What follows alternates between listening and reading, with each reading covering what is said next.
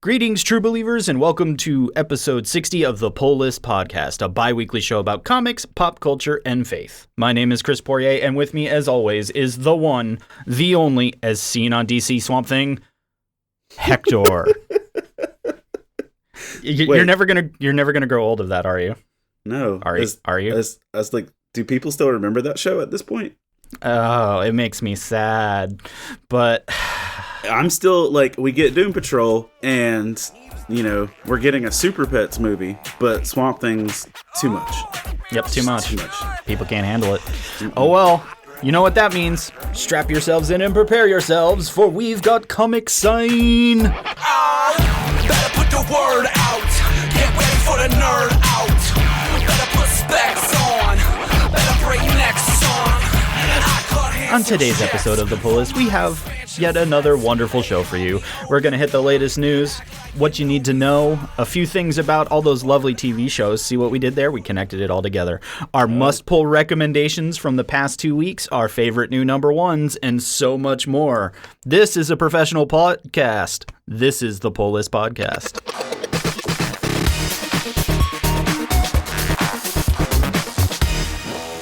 Maybe it's not professional.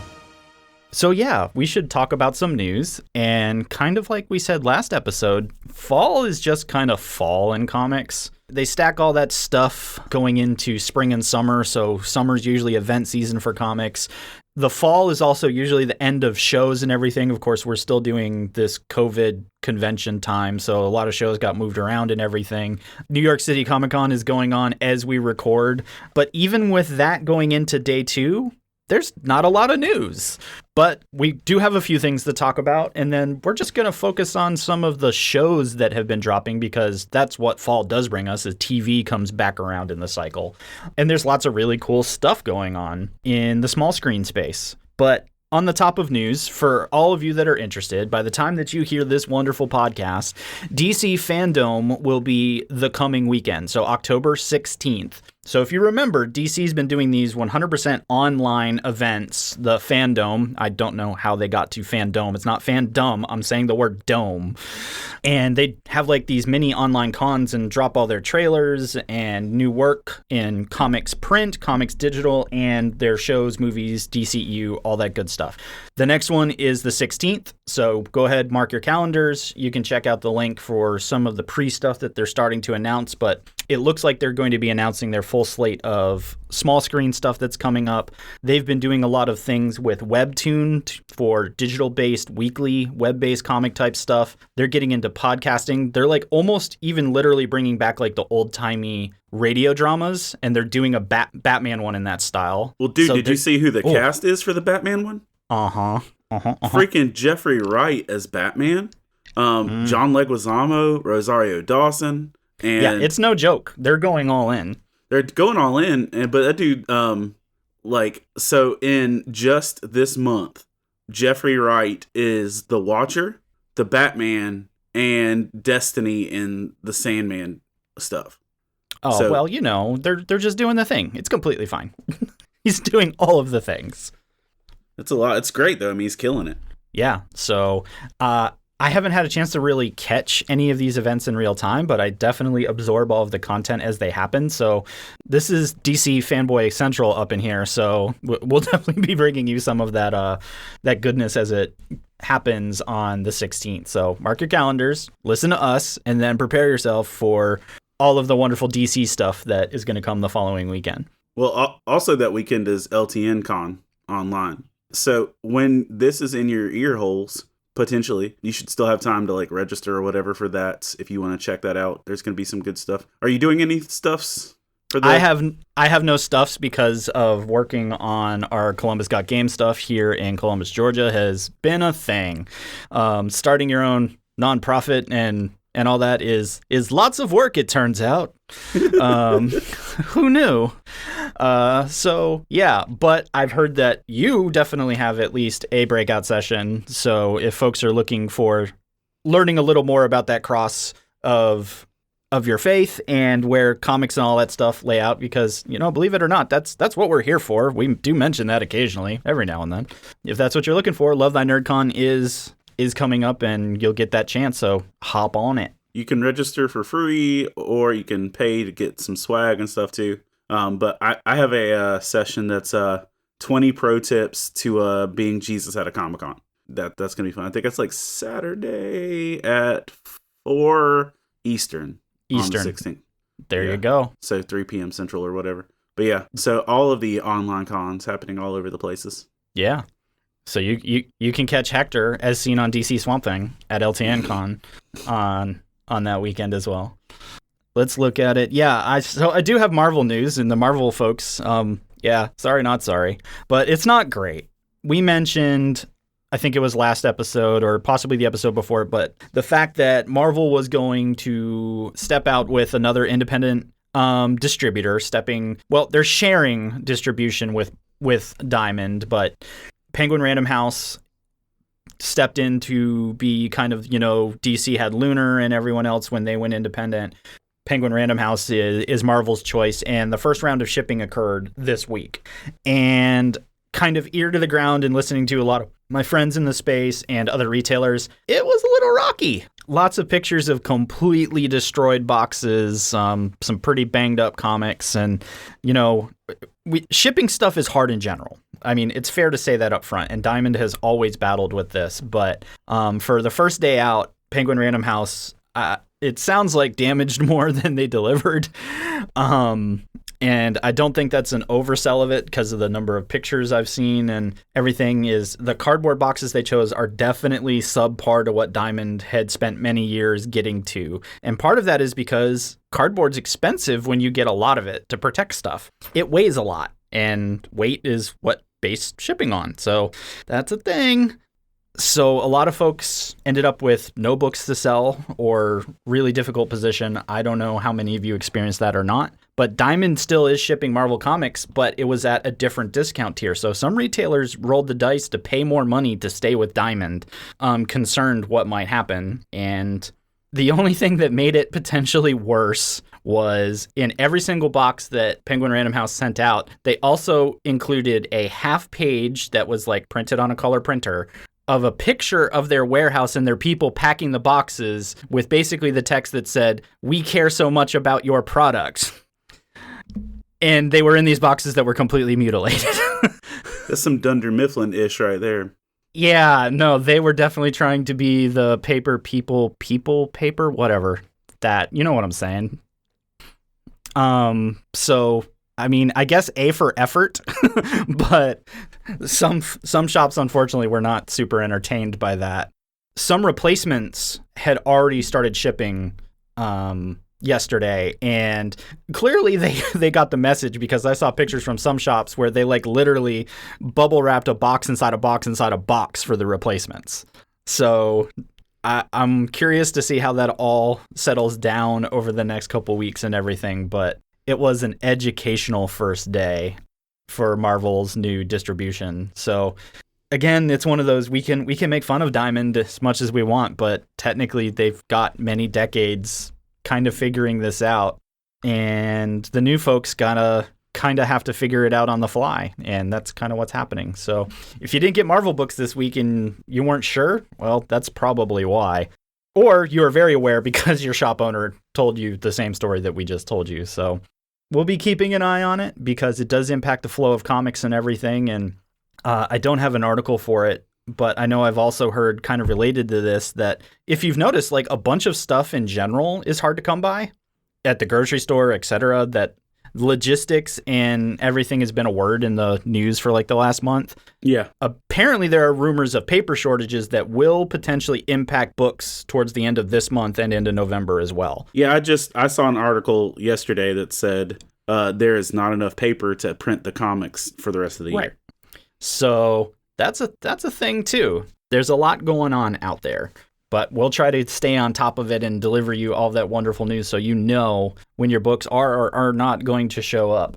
But to kind of round out our news section, Hector brought up before the show that we should talk a little bit about all those cool shows that are on the small screen television that are honestly, I'm having trouble keeping up because they all release at the same time now. Yeah, it's a thing. Yeah, tell me what you want to talk about there. So how far are you on Titans? Episode 7? Okay, what's the last thing that's happened with you, just so I know where you're at? That's a good question. I must be a week or two behind. I'm at least on episode 7 too as well, but I just didn't want to like spoil things for you or for the other good people. I'm okay. On the small screen stuff, I enjoy the ride either way. For the rest of you, this is like the 5 minutes you can skip of the podcast. But I don't think it's going to be major spoilers because we're all weeks behind here. Yep. I feel like that what they were doing with Red Hood was a little more fleshed out once we got into the Scarecrow aspect of it. Right. I was going to say that I remember you said this would have been better if they gave us more of the backstory, and then they actually did it. Yeah. And I was like, oh, okay. Have you gotten to the supernatural episode? Maybe that's the one I missed. Okay, so there's an episode that's basically a straight up episode of Supernatural where Hank and Wonder Girl. Oh, that's the last one I saw. Okay, yeah. Hank and Wonder Girl and Tim Drake are riding around in what I can't remember what the car was, but it's darn near an Impala. Riding around in the afterlife fighting monsters, and I'm like, if they don't play Carry On My Wayward Son in this episode, I'm gonna be so sad. But that's the one thing I'll say. That was the big thing. I think that's where I ended it too. That Donna and Tim came back to life, but they also left it open for Hawk to come back in the future. Yes. But I just read this week. Do you know why they killed off Hawk? No. So I read an article from the actor that plays Hawk. They killed him off at his request. Oh. Okay. And because he was offered another role. And he handled it very tastefully and saying, listen, this has been offered to me. I don't want to be a douche. I love this show. Can you write me out? And so get this. This is the show that he's doing. He's the new Jack Reacher. Oh, dang. Okay. So I don't remember what network it is, but someone's trying to pull off the same Jack Ryan vibe with John Krasinski. But they're making him Jack Reacher. Okay. Which I think he'd do a killer job at. Honestly, I would buy him as Jack Reacher more than I would Tom Cruise. Yeah. Like on a real scale. So, that's being said, so Titans, honestly, I was very like, man, they really pooped on the Red Hood and all this stuff out the gate. I was like, because it was pretty intimidating. The stoner Scarecrow thing does get a little overplayed. Yup. But it's still interesting. Yeah. But I know it's getting a little even twistier as it's going along. And making Leslie Tompkins a psychiatrist versus, a doctor was its own thing. Right. But I will say I'm pretty intrigued with what they did with Batgirl or Barbara Gordon. Yes. Because like, that's the thing we see, like, you show me Barbara Gordon in a wheelchair, like I automatically think, I know your whole backstory. Yep. And then like, as every episode ticked on, I'm like, I don't know crap. I don't know what you're doing here. So a Barbara Gordon that wasn't Batgirl, a Barbara Gordon that, does those things. And, I'm really impressed with the fact that they have a woman with a disability playing the role and doing like the fact that they went into the effort to actually do that well. It's pretty cool. And it's just and it's also, on the filmmaker end of things, like I'm watching the cut scenes and the flashbacks as they're swapping actresses. For like, there's one scene where they're doing like some cat burglary stuff. Right.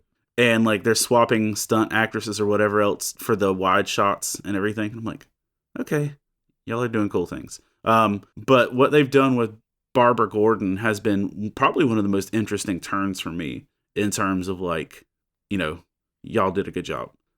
Yeah, and I think that's a great point, is that for most folks, like you said, you see Barbara in a wheelchair, it's like, yep, know how this happened.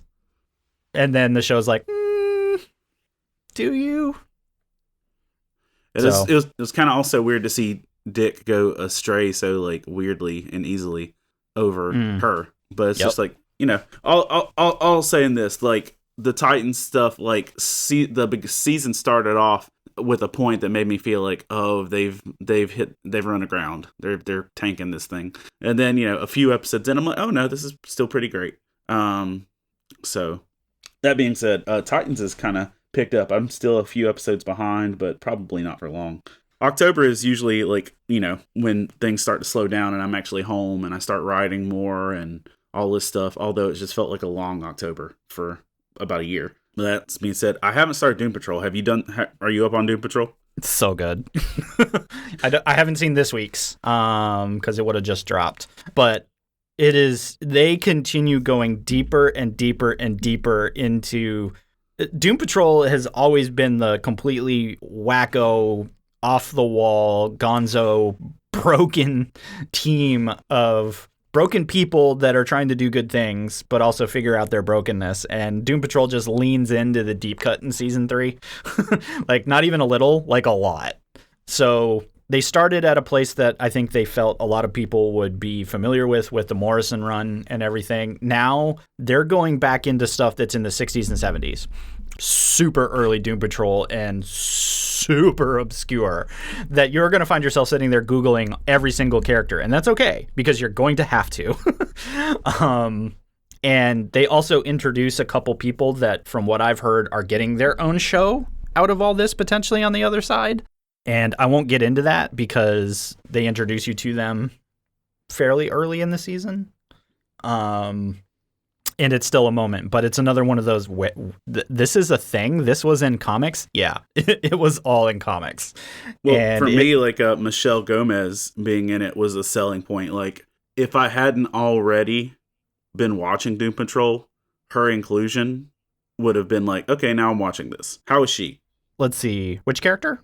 I don't know which character she is. She's the new, like, middle-aged, sassy lady. Oh, yes. Oh, yes. That sounds promising. Yeah, no, that's... we don't have a lot of her yet, but the initial introduction and the pieces are just, what?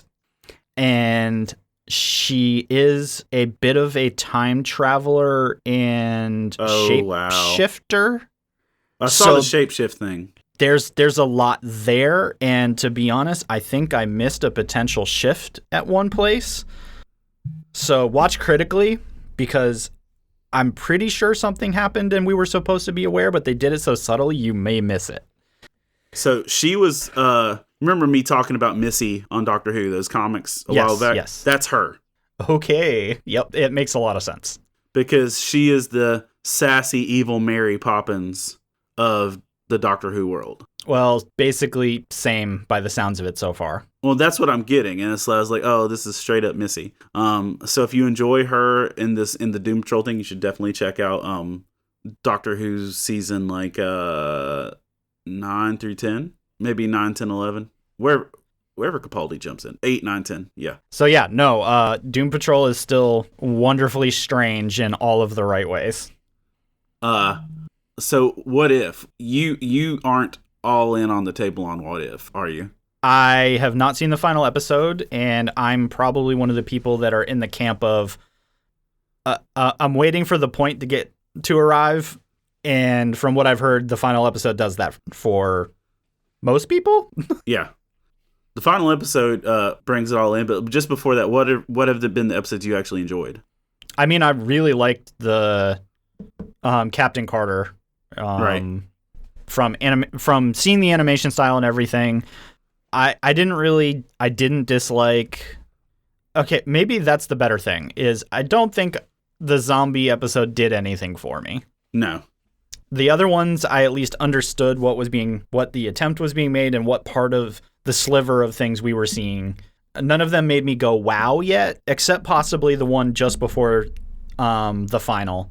Oh, with Ultron and the Watcher. Right. With the Watcher, yeah. And seeing that they were going to connect the whole Evil Strange, he can see the Watcher. The Watcher has been seen by the Ultron character. Like, I see where they're going now.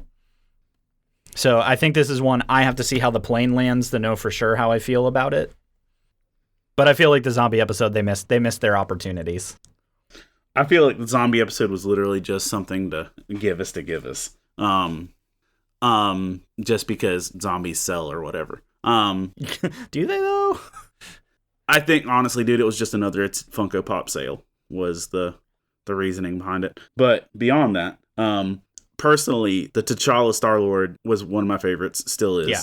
Like that might be my favorite, minus the finale. We're big Karen Gillan people in our house, so like Doctor Who, Nebula, like because my kids still see her as Amy Pond and everything, and the fact that they got her for the show is one of my favorite parts. But just hearing her call T'Challa Cha-Cha, hey Cha-Cha, dude, right. It's like my tiniest human will walk up to me and like just put her hand on me, hey Cha-Cha, and I'm like, you dork. But like that nerd, that episode gave me moments worth talking about. So for me, that's a big deal. And then honestly, like I think my second favorite outside of the finale is the Bro Thor episode. It was pretty good. I love Darcy, like me and Kat Dennings for life, and I just was happy to have Natalie Portman back, and so yeah, I had some fun with that. But I'll say this, and because it'll be like a hot minute after the show airs before you hear this, like it'll be at least the 3 days span. So gonna discuss the finale real quick. So fast forward like 2 minutes if that's gonna hurt your feelings. Womp womp. So the whole premise, and you don't mind me telling you just the premise, right? Good. Okay. So the whole premise is all of these episodes were to set up the fact that with Ultron doing his thing, the Watcher is going to call on each of the main characters from these episodes to become the Guardians of the Multiverse. So each main character, or at least a focal point of the episode, is brought in to form a team to take out Ultron. Okay. So it just makes for some interesting fun. So we got everybody's origin story, basically. We got everybody's origin story, then they brought them in. And here's the thing for me, personally, like, I feel like, and I made a Facebook post about it, which has caused me no small amount of duress. Because my inbox has been flooded with hateful comments and people acting like they know me and being sassy. Sassy. I'm like, I can have an opinion. It doesn't, like, I had a pastor friend like remove me from a missions network over my opinion on this. Wow. But he's like, you're not part of the conclave anymore or whatever. Wow. You got voted off the island. I did. I got voted off the island but personally, and if you know me, you know that I'm not the biggest fan of Endgame or Infinity War. I have lots of mediocre feelings towards it, and outside of from like with Endgame, it's once we hit that point of Cap picking up the hammer and the Avengers Assemble, everything from that point on I'm dope with. Everything before that I could have lived without. So that being said, in the amount of entertainment per capita, I enjoyed the finale. What'd you say? I was gonna say that's like a technical term, like per capita. Yeah, the amount. Okay, so between the 6 hours of Endgame and Infinity War and the 40 minutes of What If, I enjoyed the 40 minutes of What If more than the 6 hours of the Infinity story. Ooh, yeah, I can see why some people might get to take that slightly personal. And I was like, it was just an honest thing. I enjoyed it more. Like it was the simple thing. And so even if you want to say, if you put all of What If versus all of the Infinity chunk right there, those two movies, I'll take that in a heartbeat. Minus the Avengers Assemble, Cap picking up the hammer, minus that. I enjoyed the payoff of this more. We get a more fully fleshed out villain as Ultron with the Infinity stuff than we got with Thanos. So there, that's better. We got an interesting team where it wasn't just, hey, everybody's playing the roles we always expect them to play and trying to leave their contracts. Instead, it was, I don't know how this team's going to function. And it's really interesting. Doctor Strange in this, I felt like he was doing more Doctor Strange stuff than just, doing interpretive dance. Because it was just, I just feel like there's a lot more payoff. So I had more fun with it. Now, that may not be an opinion that lives in my head forever, but that's where I'm at right now. And so if you're hurt and offended, Love Thy Nerd made me say that. Just kidding. Hi-oh. It's in my contract. I have to say something offensive. I'm supposed to be the Howard Stern of this show. Oh, right. Yeah. Well, I'm offended. Darn it, Chris. You and your snowflake principles. Aw. I'm offended. No, but it's just I just straight up I've enjoyed that, and the amount of like nerdy TV lately has been dope, and It's been pretty great. It has been pretty great, and honestly, I'm looking forward to Hawkeye. I'm looking forward to this stuff. It's this podcast has lived longer than Disney Plus. Yep. And honestly, I got to say, it's Disney Plus has really brought some solidarity and quality to nerd TV And HBO Max. And HBO Max. Not discrediting that. I think you're right though that technically Disney Plus has carved a more specific spot. But I think HBO is really starting to lean into it. And I think we're going to see it in the next 2 years that they're going to start going even more obscure in the stuff they provide, but at high quality. So I'm all about the fact that both HBO and Disney are like, oh, yeah, we are totally willing to spend money on this. It's like when I hear the stuff that HBO is spending money on, I'm like, for real? Right. I'm like, all this, and I can't get a Swamp Thing season 2. Okay. Yep. Okay. Sorry, bro. It's just how it's going to work out. Which, there are, I'm not allowed to say anything yet, but there are some nerd shows being filmed in my area, and I am waiting on a poke and a piece of paper to be able to do it. Nice. So, yep, gonna update that IMDb. Yeah. All shows and things being filmed in my area are now mandatory vaccinations. Yeah, I'm pretty sure that's true even in Atlanta. Yeah, and, that's just, I was getting there. It was just like, they're like, and you have to have it and be 2 weeks after it. So I literally have gotten a text or email for extra work every day of the week. And I'm just like, I can't. Yeah, I'm coming. So no. 2 weeks from today, I'll be good to go. So we'll get that. So, so that's all the nerdy TV stuff that's just been rattling my brain as I was playing catch up this week with stuff. Sweet. Well, that's a lot of the stuff that our folks needed to know in our bi-weekly look at the industry and television and everything else in between. And you can join us in on this conversation. It's not just Hector and I talking into microphones and at each other. We actually hang out on the Love Thy Nerd Discord server and in their Facebook community. So go ahead and jump on either of those things. Tell us what you liked, what you hated, possibly even what we missed. I'm pretty sure we missed stuff this week. It happens. But join in the conversation. It's all about community, enjoying all of this wonderful stuff together. So come and see us out on the socials, and Hector will try not to break your fragility, but everything will be fine. What's up, nerd? You digging this podcast? Well, the audio enjoyment doesn't end there. Visit ltnonair.com and make LTN Radio your new go-to for the best Christian rock, rap, pop, and indie, as well as our exclusive LTN shows and podcasts, some of which air on the station before they're available anywhere else. Visit ltnonair.com to listen now and find the link to our app. Now back to the show. That leads us into the good stuff, the extra meat. We talked about the small screen. Now it's time to talk about the pulp, the singles, the floppies, the comics themselves. So, Hector, I dare you to walk into a comic shop and be like, hey, man, you got some floppies? Depending how old the person is behind the counter, they're going to smile and go, my people. And then if not, were they're going to be like, actually called what? Floppies? Yeah, if you go back far enough, you will definitely find some people that talk that way.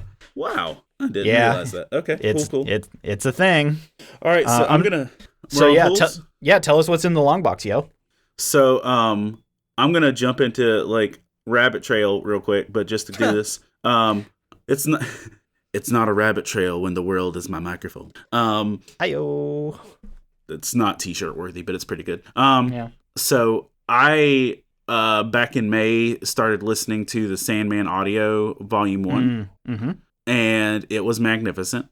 It was my introduction to a lot of the Sandman universe. The volume 2 just came out on Audible like 2 weeks ago, maybe, or less. Now, here's the thing, and I just recommend this for people that aren't about that life. I don't have an Audible account. I don't want to listen to books in general. I like to read books. I'm not against it, but I'd rather read. But when you put a freaking A-game cast together of a production, now they're calling this just an Audible thing, but this is something DC's been doing forever with stuff like 52 and other books where they don't just do a little, like this is the full audio production. And Sandman is a freaking masterpiece. in audio format. Personally speaking, I always struggled reading Sandman comics because the artwork was so weird, and I feel very much that's in the same vein of Umbrella Academy, where what the artist has going on in his head and thinks we see is not what's actually on paper. It's like there's a lot more that we're supposed to understand and perceive on paper than what is actually communicated. I feel like that's the crutch of the Umbrella Academy books, way more so than Sandman, but I feel like it applies to Sandman as well. The art's just funky, and like it's really deep dives. But when you have Neil Gaiman narrating you the entire story to you and giving you all the little details, oh man, it's such a better story. Like he's like the way Neil Gaiman describes things as like before the actor's dialogue comes in, just sets everything up so beautifully. Now, and here's what I was going to say to get around to that. If you don't have an Audible account and you don't want an Audible account, I've found this wonderful thing, and that on Amazon you can buy a CD, a single CD, or maybe two, that is an MP3 disc of the entire Audible production. Wow. And you can just pop it in your car without ever having an Audible account. They're like $20 or $20 to $30. So for the same price of a hardback book, you can get the physical copy of the Audible version of Sandman 1 and 2. And I have those, and they're freaking wonderful.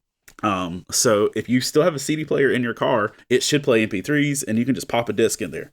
All that being said, as I was listening to Sandman, there's a lot of stories that are super long and take multiple issues and stuff. But I came across one listening to the Audible that made me go back and buy the book, the physical book. But have, like, in your American history stuff, do you know anything about Emperor Norton? No. Okay, so for all of you nerds out there, which is probably everybody listening to this, this is a real thing where in America, back in the day, there was a man in San Francisco named Emperor Norton who declared himself the Emperor of the United States. Oh, yeah. And he straight up lived his life with the full understanding that he was the emperor, and he walked around and people just went with it. You could buy, before the man died, you could buy souvenirs of him in San Francisco gift shops. He made his living by selling currency that he made up, straight up Shroot bucks, guys. And people would pay U.S. currency for Norton dollars. Wow. Yeah, that's a real thing. It's part of American history. I didn't know. Oh, yeah, it. no. There's a Wikipedia page and everything, because of course there is. Yeah. And it's Norton the First. Yes. Emperor of the United States. Yes. The first and only emperor of these United States. With the secondary title of the Protector of Mexico. Yeah. And here's the thing, too. On the Audible thing, just to give you why this is so good, he's played by John Lithgow, guys. And he just goes ham. All right, but the whole reason why this is on my pull is there's this great thing where, if you're familiar with Sandland, they're the Endless, which are these entities outside of all the things that watch over all the things. But there's 7, and they all start with D's. There's Destruction, Destiny, Death, Delirium, Dream, and Despair. I might have left some out. But Norton is about to kill himself. This is before he's emperor. And Despair calls Dream in, and they have a wager of who can get claim on this guy before death takes him. And so Despair, Desire, Delirium, and Dream are all making functional plays for this dude's life. Ooh. And the reason why he thinks he's emperor is because he thinks the world hasn't been as good since we've had a king. Or that's what's wrong with America. And so Dream just puts it into his head that he's the king. And that one thing keeps him going. And there's just some really deep, like, life stuff there. The fact that, you know, it's not your lusts. It's not what you give into. It's not what you get lost yourself in. It's just having something in yourself to believe in, to push you forward. Just story plays out really cool. It's good in audio, it's good in print, and you can find it if you don't want to delve through 1,000 Sandman books or whatever to find it, or it's just hard to find because it is forever old, you can pick up a digital copy for $1.99. Boom. So that's on my pulls, and I'm going to be quick with my pulls because I talk forever. The Me You Love in the Dark is absolutely a freaking masterpiece. We're 3 issues in. It's a woman in a house trying to find her muse and finds that her house is haunted, and the ghost in her house and her become increasingly chummy. They're friends now. Yeah, that's not going to go well though. Yeah. So book issue 3 starts off with like the ghost being like, oh, "Stop painting, let's play together." Nope, saw this movie. Mm-mm. Yeah, right, exactly. And like he's pulling her paint supplies away, and she's like, "I have to work," and blah blah blah. And then it puts on her favorite record.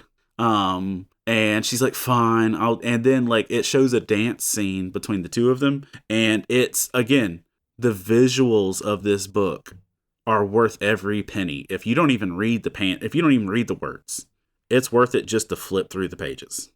So that being said, it's good. But the ghost does something incredibly nice where it shows their relationship where they watch movies together and she sleeps with his head on lap. And here's the thing, this thing is monstrous, and it's like they keep him in the shadows so you can't fully see him. He does something so sweet for her that she decides that she's going to take this further. Oh. And yeah. So issue 3 ends with her inviting in a level of intimacy. And after the end of issue 3, there's a preview of issue 4 with no dialogue, and it looks like torment, anxiety, anguish, and chaos. So whatever happens, it's looking rough. Me You Love in the Dark. I love it. It's probably one of my favorite books just to look at. Nice House on the Lake number 5. Continues. Yeah, your pulls so far are incredibly dark. Go on. It's a season. Yeah. Well, I have one of those books on my list, so we can talk about. Yeah, it's October. Yeah, it's like, nah, dude. You have Jeff Lemire on your stuff almost all the time. You have problems. Yeah. But the Me You Love in the Dark and the Nice House on the Lake, they've not disappointed me yet. But Nice House on the Lake straight up just keeps getting better, and this is them finding out further like the layers of this mystery, and it's like I'm not even gonna throw in a lot more to it. Like if I haven't sold you on this book yet, I don't think I can. But they keep adding layers to it to the point where you still have no clue how this plays out. And they keep adding elements that make the mystery bigger with every issue. So yeah. And then I'm just going to throw out Wonder Woman, the 80th anniversary special. Spectacular. Yeah. And this is like a 100-page anthology book. And I'll say this, every issue is every one is not gold. And in fact, let's say there are 5 stories, maybe there's 6. 2 of them are gold. But it's gold enough to me that it was worth purchasing. There's one that starts off as Steve Trevor making a documentary about Wonder Woman's life after she's gone. And it's beautiful. And like it hits hard. But the other one is Tom King. Surprise! It's Hector and a Tom King story. I vented about Rorschach last time, right? Yep. Okay, cool. I'm not gonna go in there then. This is Lois trying to set up Clark and Diana. Oh, okay. And which okay. Yeah. This is before Clark and Lois are together, I guess. Right, and Wonder Woman has lost her powers at this point in the story and tries to set them up on a date. And it's all the awkward, gross, confused, weird stuff you could imagine. But beyond that, Tom King delivers one of the sickest burns on Superman I've ever heard in the pages of comics. And if it was nothing but for that one page, I would have bought this book. If there's nothing else good, it would have made this pull for that one line. So I'm just gonna say it. I'm done. You're up. Right. So yeah, how do I follow that? Oh, I know how. Some comics. So Crossover is back. crossover number 8 hit, and it's back to the original team. So if you remember in number 7, after the initial first arc of 1 through 6, Chip Zdarsky like took over, quote unquote. And it turns out that that's part of the ongoing crossover gimmick, and I had to slow clap just as the book began, because it was originally kind of sold that Chip was going to write the second arc. Nope, Chip was just going to write the one book where he wrote himself into it and did something really weird, and then Donnie comes back and literally does like a recap, and then in the middle apologizes for the guest writer and an artist in the crossover because that's a thing, and moved on like it almost didn't happen. So the point where we're at in crossover, which is literally a meta story about all comics crossing over with the real world, is also metaing itself in comics. So that was the guest artist and writer for literally a single issue that feels in continuity but really isn't. And the fourth wall is just getting beat stupid. But the entire first half of the book crossover is drawn like it's drawn in pen, like a regular ballpoint pen on legal paper, because it's some dude that they have locked in captivity, which I'm making the call now is literally Donny Cates or Jeff Shaw. And because what he did is he said, oh, no. This is what was supposed to happen, but you got the Chip thing instead. And the first half of the book is how the first arc was supposed to end, but it's all drawn in really rough sketch, like storyboard, instead of finished pages. So the level of meta is getting deeper in crossover, and the number of actual image crossovers into the book crossover has now increased again with new characters that creators and Image have said, yup, you can use them. That this book is just funny for its commentary at this point, while also telling a really interesting story. So, okay. Yeah, it really made my head hurt. And as I was reading it, I just kind of stopped and I was like, that's really kind of brilliant. You did the thing and you didn't even blink and you just moved on. So yeah, it's good. So I'm happy for it. I also did read Firefly had a one-off called River Run. And if you're curious, because I know you haven't been picking these up, you might want to get this one. It's literally a one-shot of River's rescue. We know that her brother rescued her, but we don't know the story. This book is the rescue. And more than the movie and the show together? Yeah, it gives a little more. It gets the what he was doing, how he got the information, and technically they kind of ran through the physical rescue part because we have those pieces to it. It's everything leading up to that point. It gives some flashback of their history growing up before she was taken, a little more on the academy, and then how he actually positioned himself to find her and extract her. So okay. It puts a little more flesh on the bone, and I didn't hate it. In fact, I kind of liked it a lot. So that's good stuff. My other, which I was pretty happy with, is I read the Arkham City, The Order of the World. Did you happen to read that one, or was that a book too far?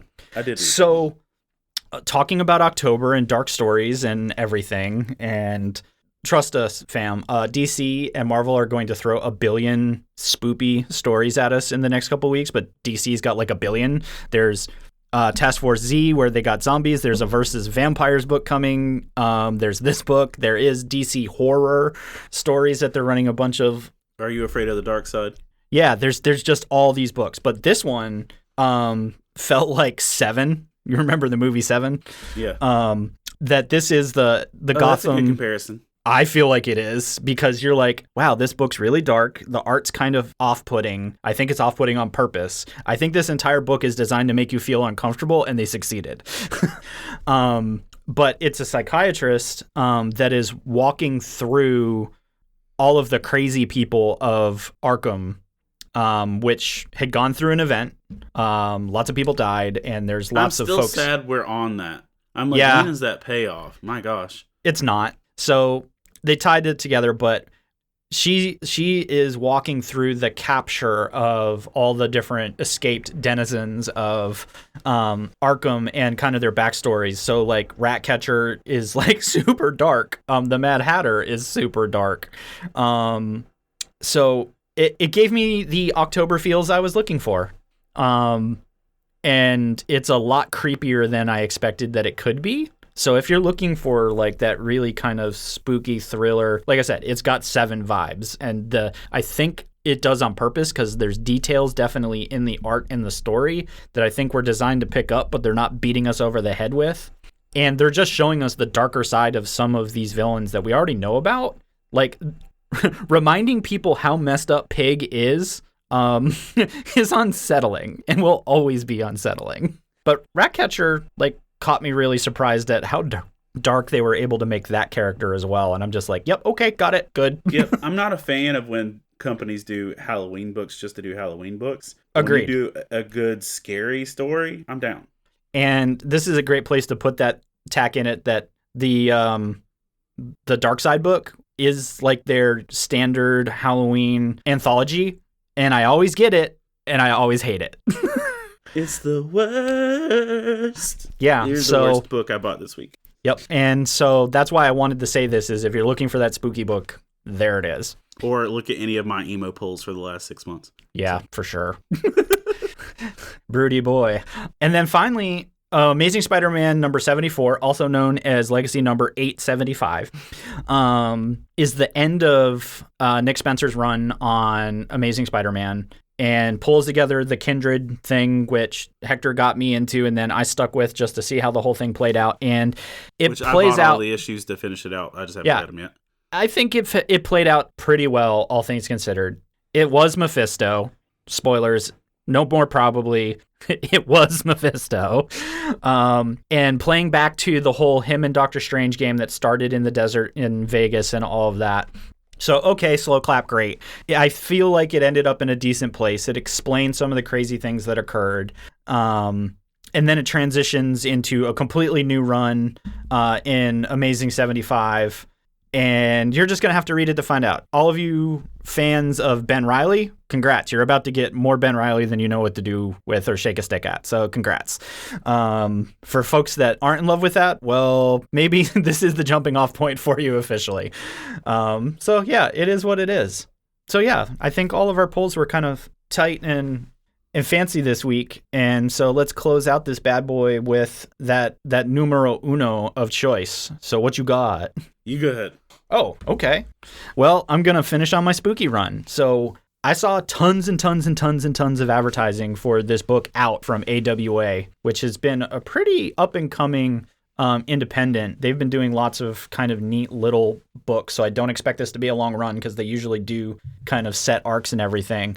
I'll say this right now, that the book Out plays on a trope that everyone has seen at least 47,000 times, but I'm at least semi-intrigued by it every time to see if we go down the same path or if we get a new one. And we get introduced to a bunch of Allied World War II soldiers being brought to a castle deep in Third Reich territory during the war. So as you're putting the pieces together, you're like, cool, lots of Nazis walking around, World War II, we're going to a castle. Yeah, so this is going to be some occult stuff, right? Yeah, well, it is. We don't know for sure what, but it would appear that they are trying to raise some type of dark force in this castle.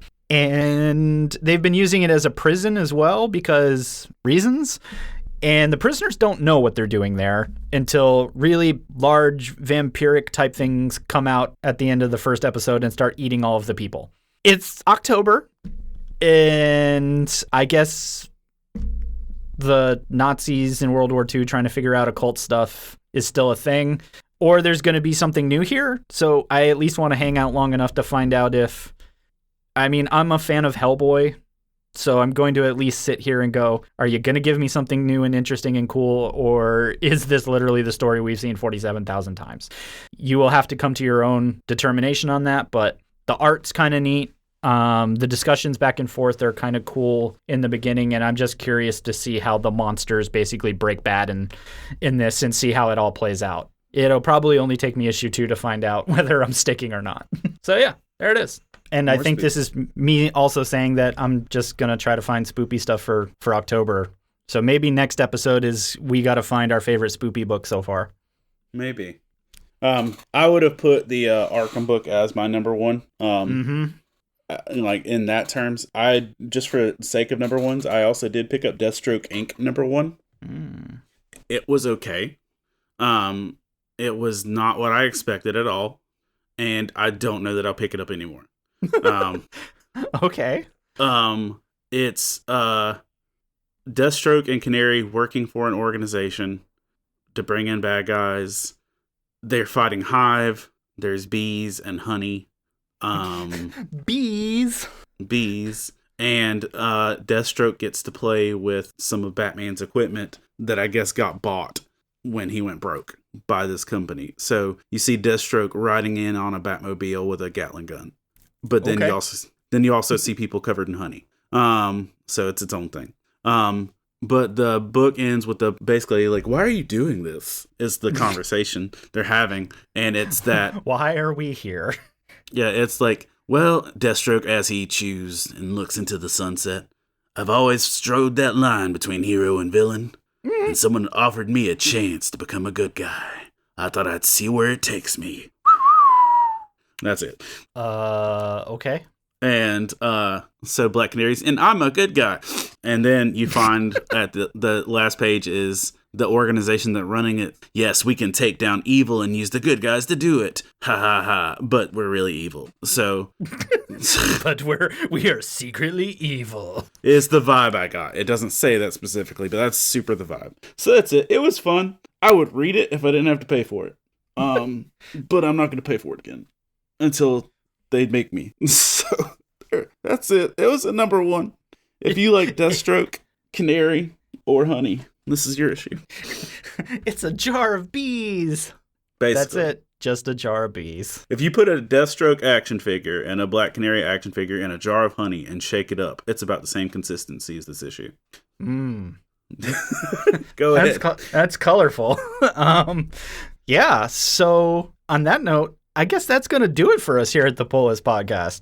Episode 60 is in the books and now in your ears. Hector and I want to thank each and every one of you for choosing us as your primary comic book knowledge factory on a, nearly weekly basis.